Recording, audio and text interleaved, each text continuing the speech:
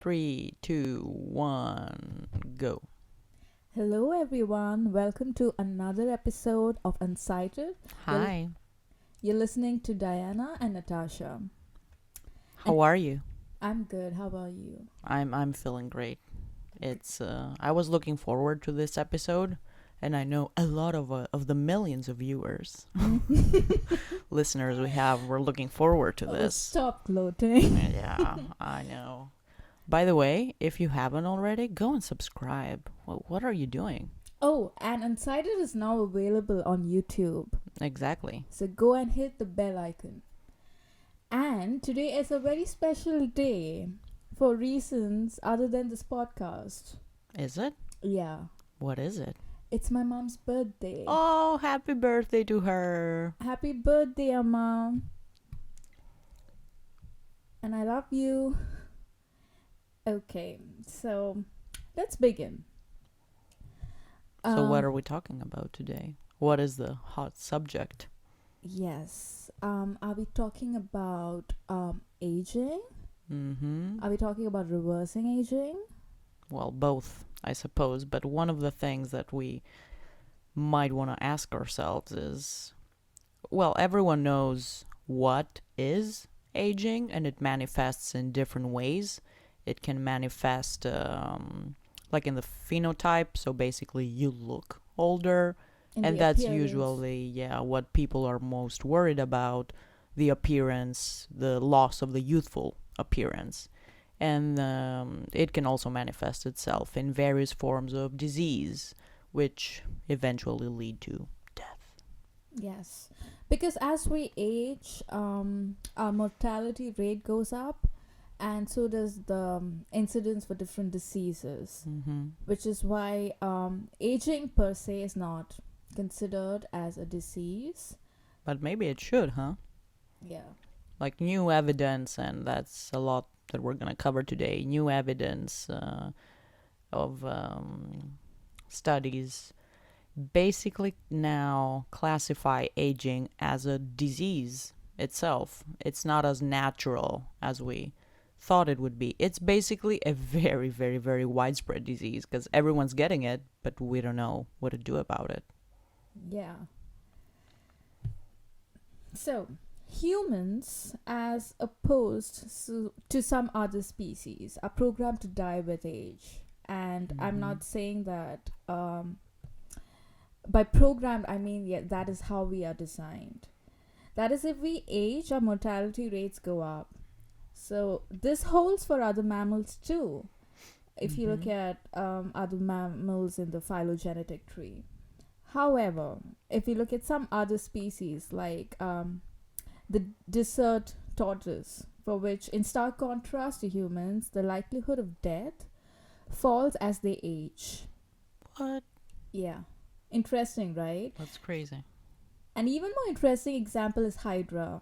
I'm not talking about the water monster Hydra, Oh, but okay. I'm a little disappointed, but sure. I'm talking about the genus of freshwater organisms that live for centuries without aging, and they have a constant regenerative ability. Hmm. You heard me right. They can like reproduce limitlessly. Can they also like repair themselves limitlessly? I assume if they're not Yes. aging, they just repair themselves and they're good to go. And that's why they don't age. Hmm. So, why do some animals live for centuries and some don't make it to a century? And this brings us to the question we're going to address today. I mean, one of the questions that we're going to Yeah. address today. Why do we age? So, evolutionary biologists have suggested different theories of aging, and so have molecular biologists. So, let's get into a little bit of that. So, there are different theories, and one is the wear and tear. And as the Mm-hmm. name suggests, you can imagine that there are external factors for aging. Now, if you take an example of a man living a very simple life, like there was an example of a Tibetan monk in his 80s who had a very smooth face.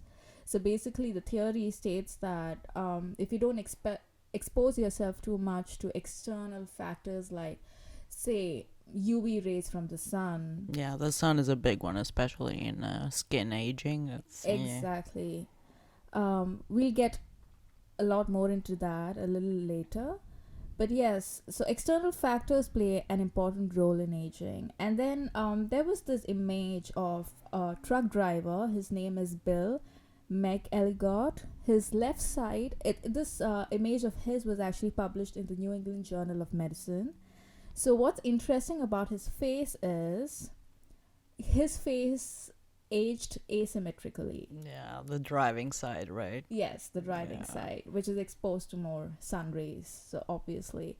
And so the doctors were actually taken aback when they saw him first. And it was an interesting study back then, so it was widely circulated, and it kind of brought attention to the factor that yes, there are external aspects.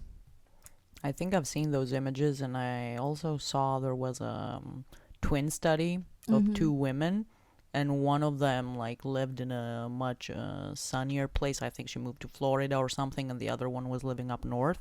And they were looking at the skin, and the difference was like Stark. amazing. Yeah, because they're twins, like identical twins. Yes, I've heard about this. And you know, all this discoloration and wrinkles, and I mean, both of them wouldn't like wear SPF or do anything, but just the fact that they were living in a place without any sun and with lots of sun, that made a huge difference, which was scary. I started wearing my SPF after that. I was like, hell no.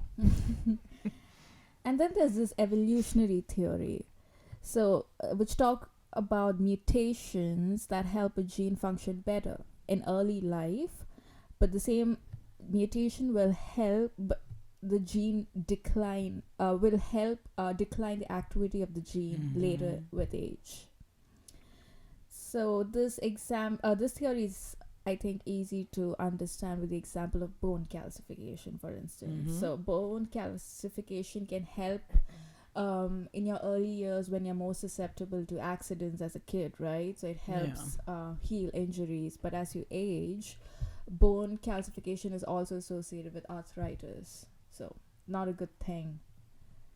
So it basically talks about like an antagonistic effect of the same gene or the mutation. Things that benefit you when you're young basically try Yeah. to kill you as you get older. And you know, one important thing around us that benefits us most of the times but also causes harm is oxygen, and we will get to that.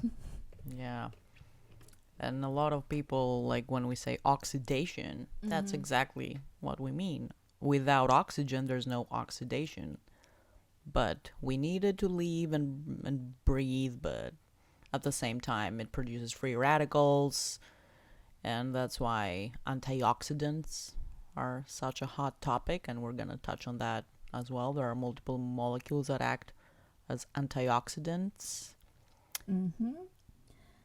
And then there's this rate of living theory, which kind of fascinates me because I believe that for a very, very long time.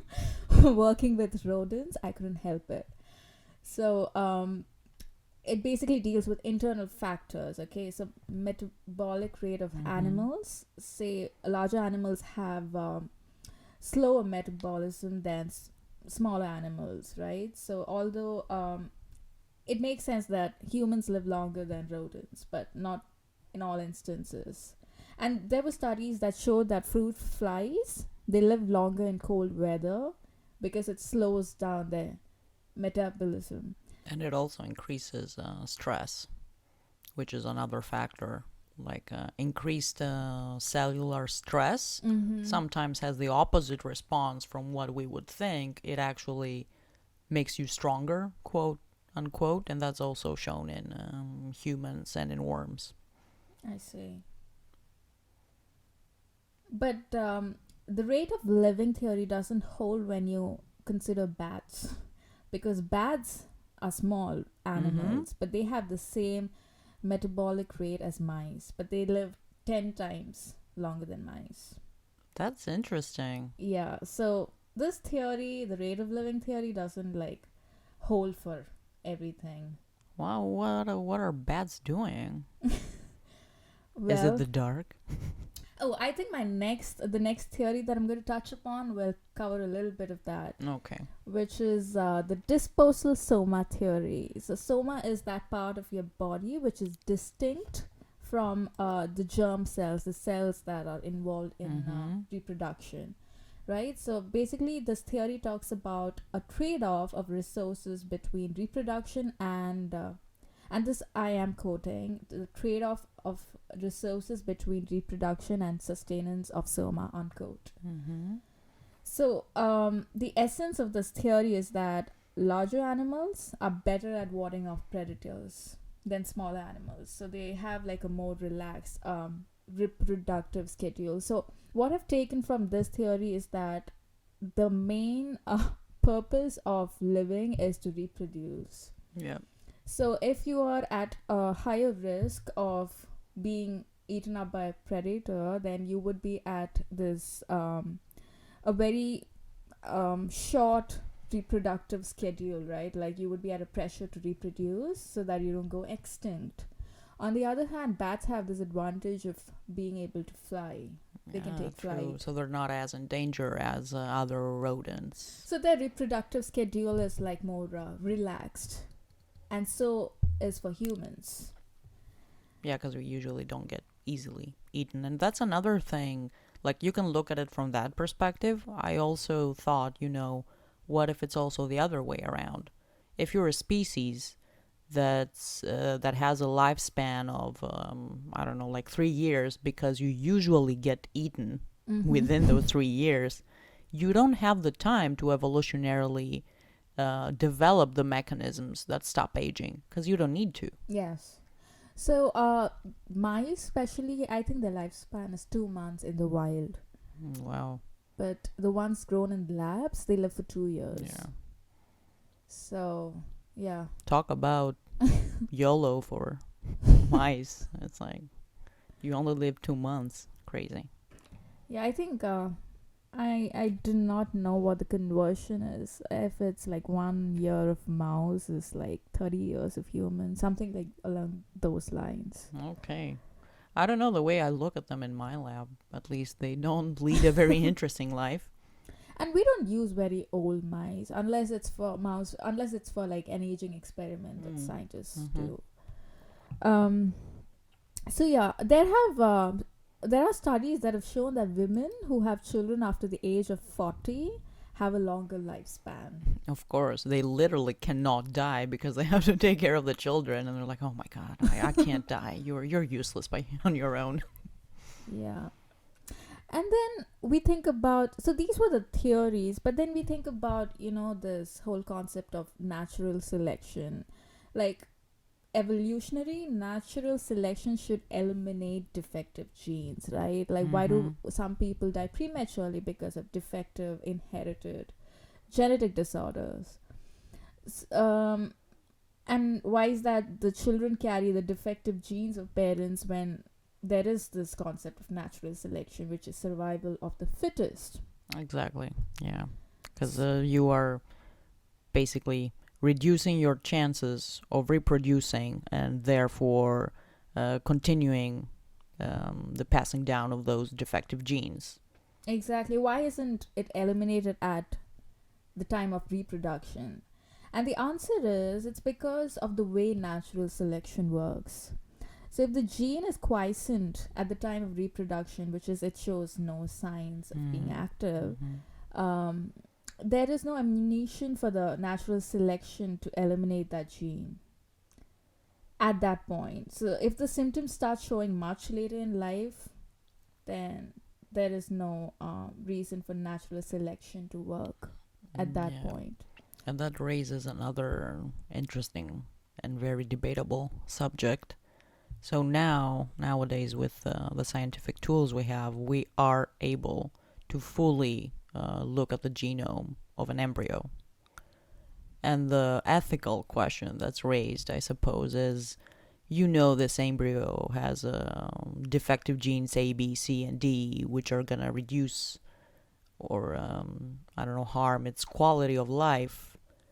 what do you do with it? Like, do you keep it? Do you perform an abortion? Or if you were going to do in vitro fertilization, you actually get to choose which embryo you would rather implant, and that choice is usually made via looking at its genome. Yeah. Which one is more prone to getting certain types of cancer? Which one has even like a silent allele of some disease?